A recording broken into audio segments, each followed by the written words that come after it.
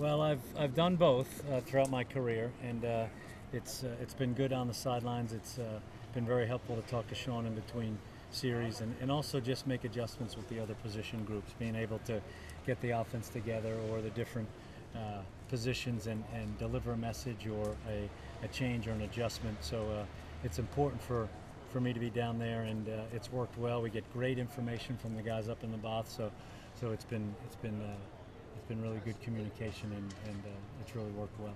So one more, I guess, non-conference game before the Pac-12. As you look at the early Pac-12 results, so what are your impressions of the conference and how they're doing nationally?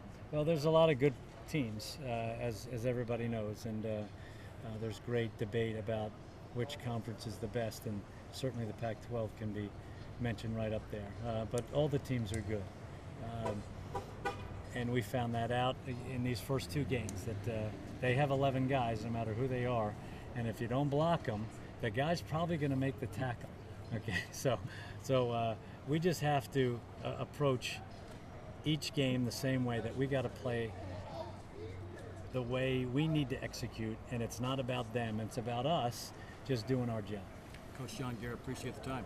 Thank you very much. Coach, you talked about your OSU offense is a little different in the sense of pro style in the day and age of the spread. San Diego State's defense is also, they're going to use some different looks for that 3-3-5 scheme. Have you ever gone up against anything like that, and how do you attack that kind of stacked defense like that?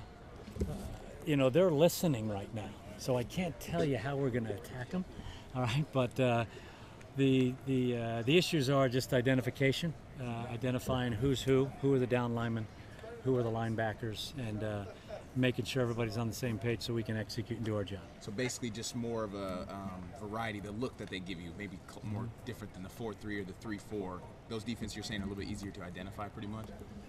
Well, one's not easier than the other. It's just a matter of identifying it and how you're going to block it or how you're going to treat it. So every play, we got to make sure the blocking unit and the quarterback and the running backs are all on the same page. Coach, last year we looked up the stat. It was, I think, 0.5 yards per carry last season against the Aztecs. They really shut down the run. Their run defense is really good this year again. You think that can change, though, this year? Obviously, you guys have been on, quite a bit of a little roll in the first couple games running the ball.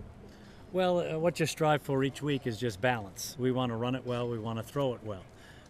Sometimes the games dictate that you may run it a little bit more if you're having success, or you throw it a little bit more if you're having success there. So the goal is always balance, and we'll try to run it well, and we'll try to throw it well, and we'll try to throw it well by protecting.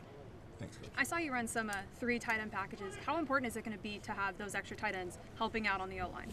Well, we run a multiple personnel groups, so we're not always running the ball in those personnel groups. So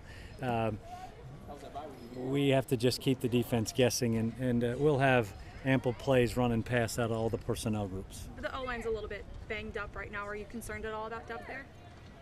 No, the guys are playing well. We have some guys out, but it's just the next man in, and he does his job, and we count on him. And if he executes and performs his assignment within the system, then we'll be fine. What are you seeing from San Diego State right now? Well, they're a good team. They nearly won last week at North Carolina. They have a good defense. It's an aggressive defense. They give you a variety of looks, and we just have to stay on top of it and identify what they're doing, and we'll be fine. Harlow said that during the Hawaii game he was having back spasms throughout the game, and what does it say about him that he stayed in there and kind of his toughness level? Well, Sean's a really tough guy. He comes from a great pedigree, and it doesn't surprise me that he wanted to finish the game.